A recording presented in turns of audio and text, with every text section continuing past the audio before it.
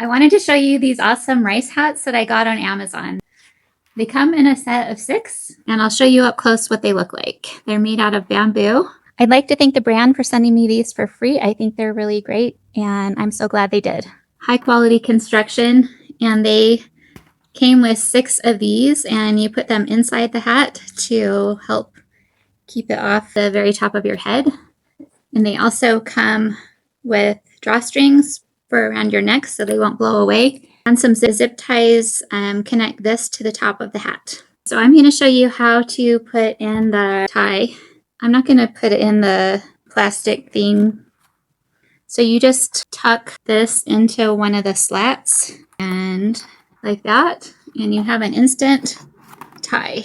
So you can put it on and adjust it to fit to your head. It tightens with this right here, and so you can have it loose or tight. I'm going to put it a little more tight, and let's see how it performs in the sun. So I'm out in my yard, and as you can see, I'm completely shaded on my face no matter where I turn. The sun's right up there, and as you can see, the hat is shading me perfectly from the sun.